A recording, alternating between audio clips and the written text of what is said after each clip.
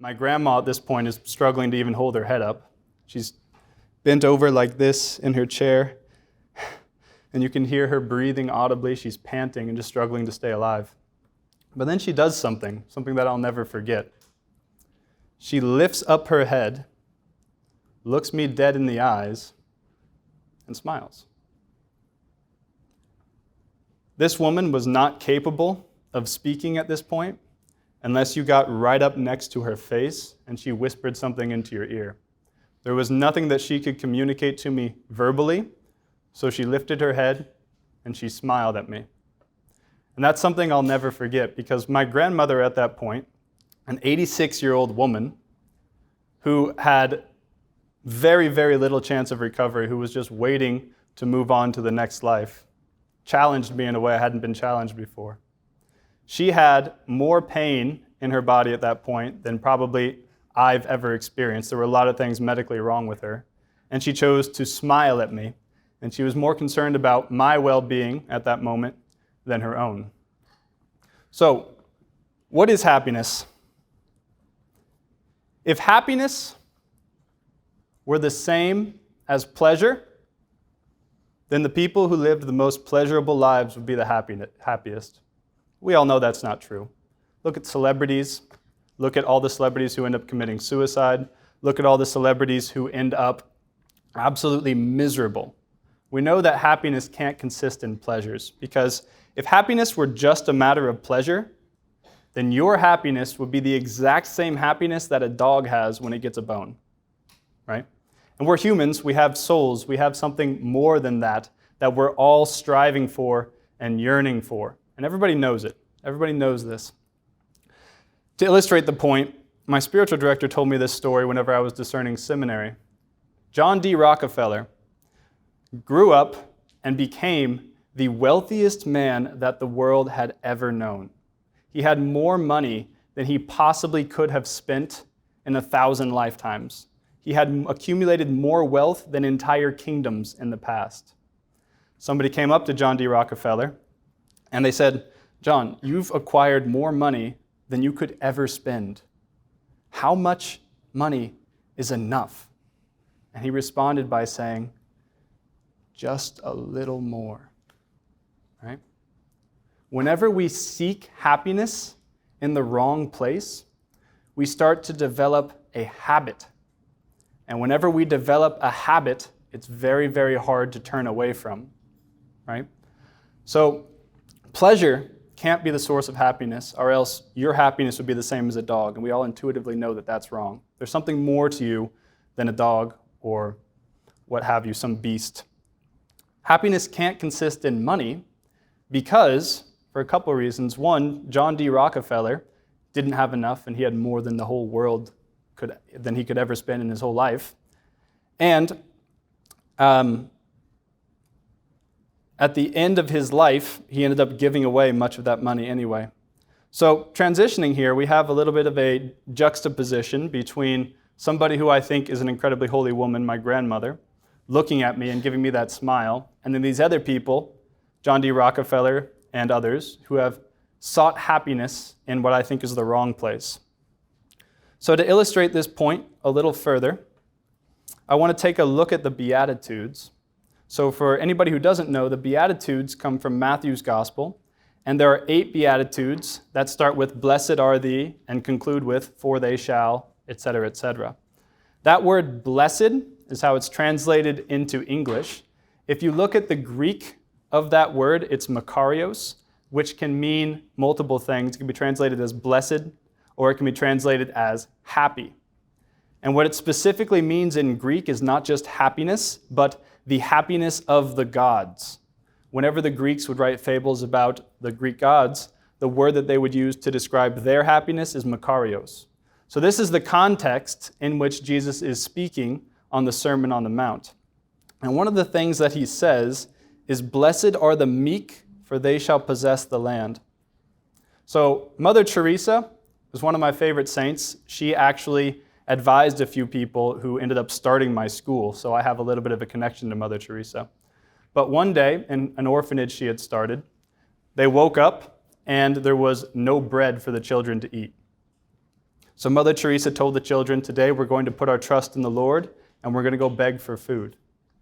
So Mother Teresa and these children go out into the streets to beg for food. Now, if you know anything about Hinduism or India, then you know that Hindus generally do not treat the poor with much kindness because they believe in reincarnation.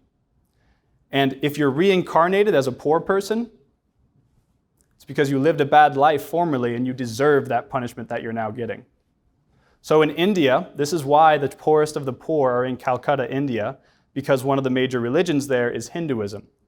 So Mother Teresa is going around and begging for food, and she goes up to a shop owner.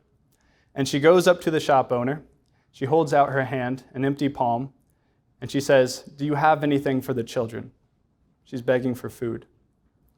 This shop owner looks at Mother Teresa and spits directly in her hand. Mother Teresa then calmly wipes the spit off of her hand, looks at him and says, thank you, that was for me. Now, do you have anything for the children? That man was so moved by Mother Teresa's self-control in that moment, where she didn't fly into a fit of rage, she wasn't indignant, but she kept herself calm, meekly, and asked something for the children. After that, he was so moved, he ended up donating regularly to that orphanage and giving them food. There is something godlike about that. There is something beyond the scope of human nature contained in that tiny little story. And this is the happiness that all of you and every human person has always sought. It's not good enough for you to have what the world promises. It's not good enough.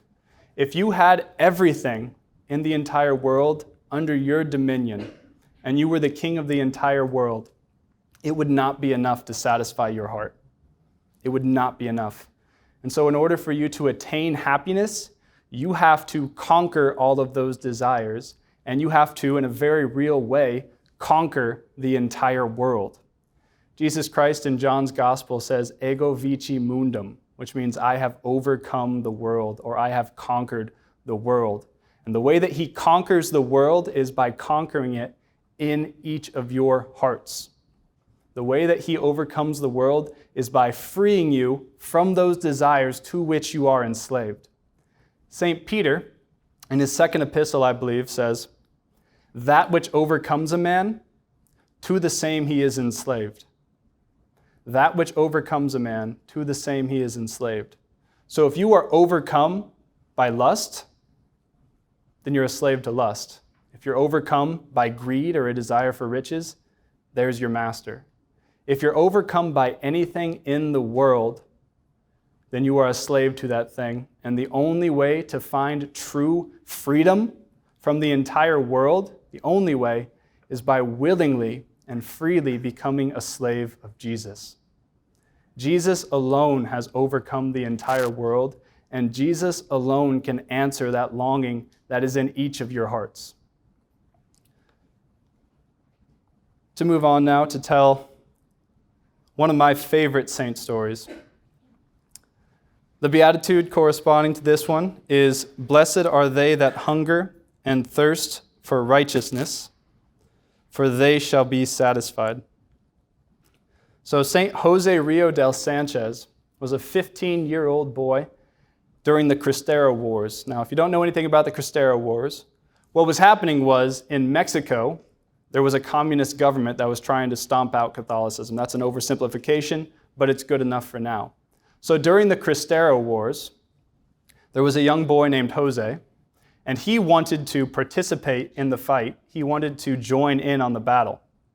However, being only 15 years old, the best that he could do was he rode a horse and he would ride munitions to the front lines. So that was his job. He would take ammo, run to the front lines, and then ride the horse back, grab more ammo, etc., etc. One day, while he was out doing this in battle, the general's horse had been shot. And so the general is now on foot and the enemy's advancing. So Jose decides what he's going to do is give up his horse to the general so that the battle can continue and so that the army has a head. And he willingly knows that he's going to be captured by these communists. So the bad guys come and they grab Jose and they take him and they're imprisoning him. And they start to find him a little bit annoying because he keeps saying, "Viva Cristo Rey," over and over again, which in Spanish, or in English, is "Long live Christ the King," right? "Viva Cristo Rey," over and over and over again. And these communists are not very happy about it. So they're going to take him to try him, which means that they're going to take him to find him guilty and then execute him. But while they're going to his trial, they get so annoyed with him that instead of taking him where he's supposed to go, they decide they're just going to walk him straight to the graveyard. But it's not good enough for them just to kill Jose because they find him a pestilence. They can't stand him. So what they do is they take off his socks and shoes, they fillet off the bottom of his feet, and then make him walk over rocks to his grave. And they're telling him the entire time, all you have to say is once, "Death to Christ the King." That's all you have to say, one time, and we'll let you go. We won't just let you go back to the prison cell, we'll let you go back to your people. You'll be free, and you can do whatever you want with the rest of your life. And Jose, rather than even thinking about this, just screams at them louder, "Viva Cristo Rey," over and over again. So finally, Jose, after walking on rocks and leaving bloody footprints, he gets to the place where he's going to be buried, and he's standing in front of an open grave, and they're about to shoot him in the back. Jose then spreads his arms out like this, gets shot in the back, falls face forward into his open grave. That's the story of Saint Jose Sanchez del Rio. Now that story is incredibly morbid if you don't believe in Christ. That story is incredibly hopeful if you do, right? Through all of these stories that I'm telling tonight, there's one common theme that unites all of them, and that is hope. That is hope. This life would be unbearable if it was extended out into infinity. If you had to live this life forever, for 1,000 years, for 2,000 years, you had to watch your friends grow old and die. You had to experience the same monotonous pleasures over and over and over again. This world would become a prison, right? There's something about this world that's just intrinsically not good enough. It's not satisfying the way that we know we want to be satisfied. And so the only way to escape that is to hope that there is something waiting for you. And if you have Christ in your life, like St. Mother Teresa did, like St. Jose Sanchez did, then you have something to look forward to. You have a goal to strive for. You have something that makes all of your sufferings not just worthwhile, but beneficial, right? This isn't one of the stories I was planning on telling, but to illustrate this point, St. John of the Cross was reforming a monastic order, and his brothers kind of liked the things that they were getting away with that John was now telling them they couldn't do. So they imprison John, their brother monk. They throw him in isolation. They barely feed him or give him any water for a month. And then at the end of this, Christ appears to St. John and says, "John, you have done well. What would you have as your reward?" And St. John of the Cross responded by saying, "More suffering." Right? Wasn't enough. So most likely most of us aren't to that point, but you can see that the perfection of hope, the perfection of knowing that there's something waiting for you that not just makes your hardships worthwhile, but makes them beneficial and even desirable, is that, right? So in this world, nobody is going to be freed from suffering. You could be a heathen and follow pleasure. You could be a Catholic and follow God. You could be a Protestant, a Muslim, an atheist. It doesn't matter.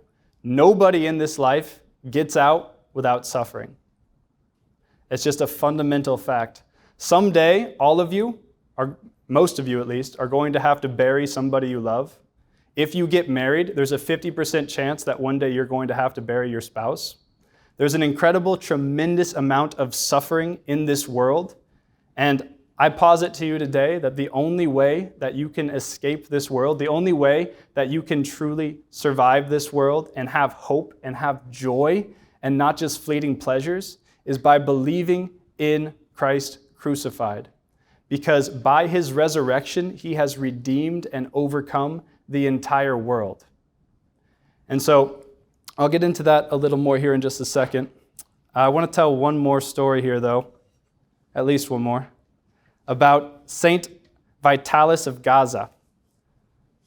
So the beatitude that corresponds to this is, "Blessed are the pure in heart, for they shall see God." So Saint Vitalis of Gaza was a priest, and he had a very, very unique missionary style. What he would do is he would take some of the money that he had, and he would use it at night to hire a prostitute. Then whenever the prostitute went into the room, he would say to her, "I have purchased for you this night, one night without sin." He would let them sleep, rest, whatever they wanted, but he was just going to pray over them as a priest. Now, he didn't tell anybody that this is what he was doing, one, out of humility, but two, if you are stealing prostitutes from people who are making money off of prostitutes, you're going to be in a lot of danger. So he kept what he was doing under wraps for the entirety of his life. One day, somebody decides that they're sick of the hypocrisy in the church. They're just sick of it. And they see this saint, Saint Vitalis, leaving the brothel once again. They get angry. This is done. They pick up a rock and throw it at the priest. They hit him in the head and he dies. At his funeral, dozens and maybe even hundreds of prostitutes come who have been liberated from that occupation by his ministry. Because he didn't just pray for them, but he would help them find jobs. He opened up several houses where they could start doing lace work to be able to provide for themselves. And so hundreds of these women who used to be prostitutes, some now married, some with families, some able to support themselves on their own now, come to his funeral and then testify to what he had been doing. The entirety of his life, he was scorned and ridiculed because people thought that he was being very, very wicked, when in matter of fact, he was saving souls. So, blessed are the pure in heart.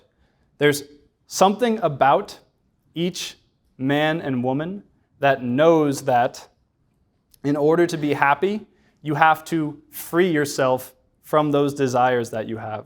And the principal desires for young people, for college people, the principal desires are usually, or the principal offenses are usually gluttony and lust a lot of the time, right? Blessed are the pure in heart, for they shall see God.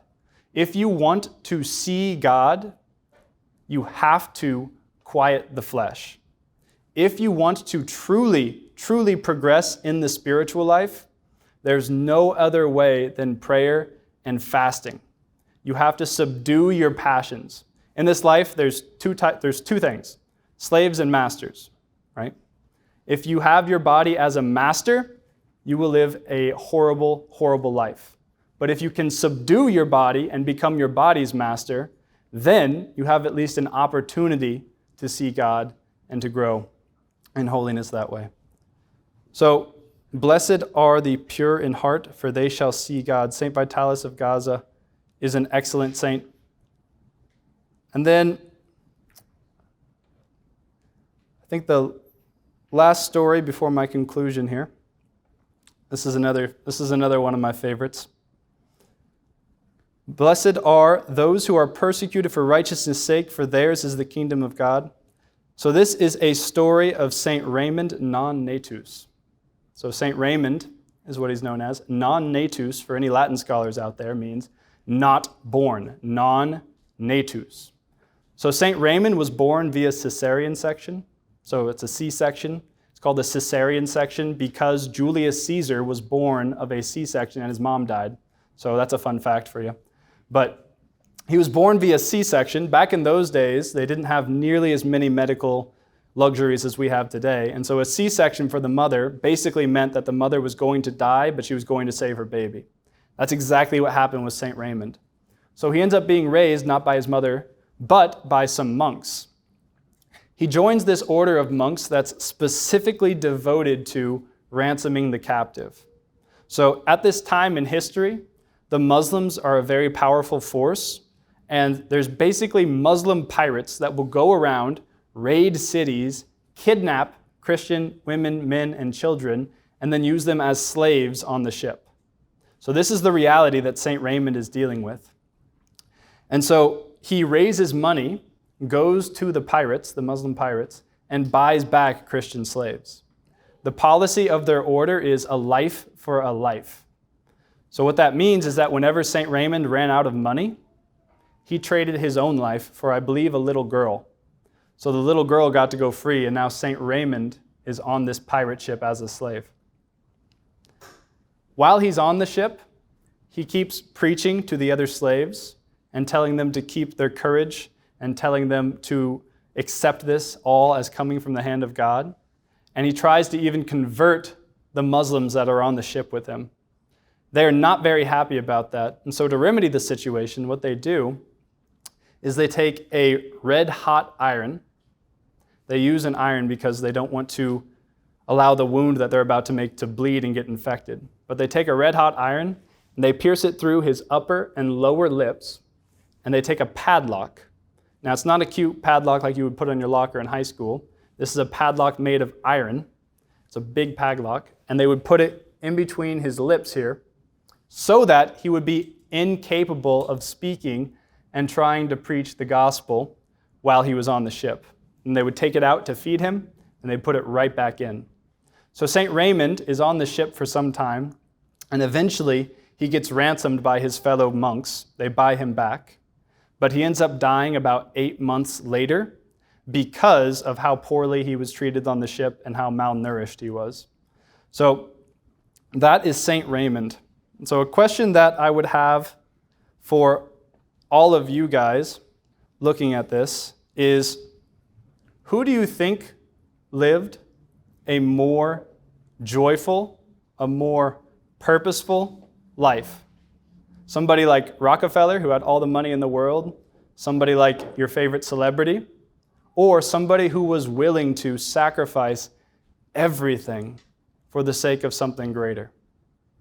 To sacrifice everything, to lay their life on the line.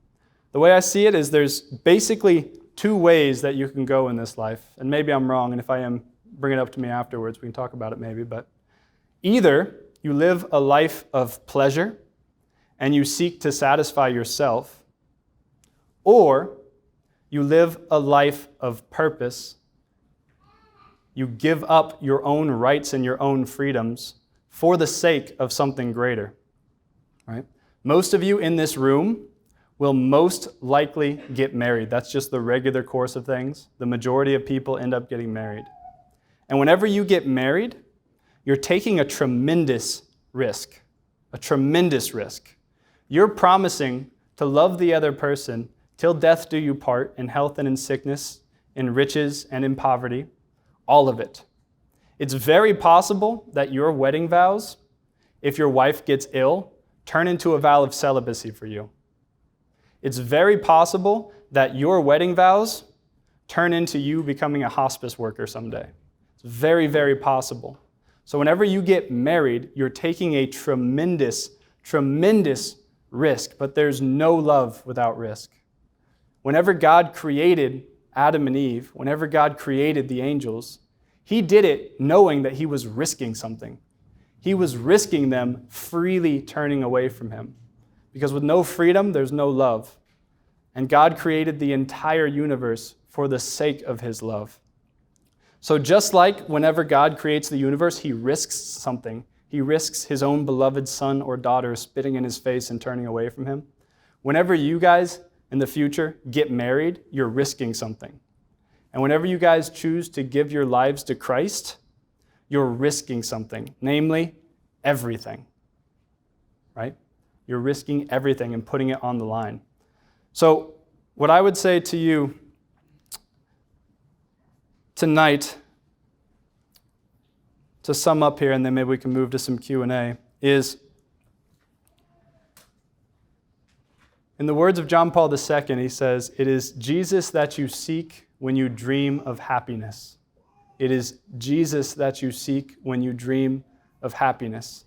If anyone out there is not yet to the point where they're willing to give their lives entirely to Christ, that's the reason for that restlessness that you feel at night when you're trying to fall asleep. St. Augustine said it best when he said, "Our hearts are restless, O Lord, until they rest in you."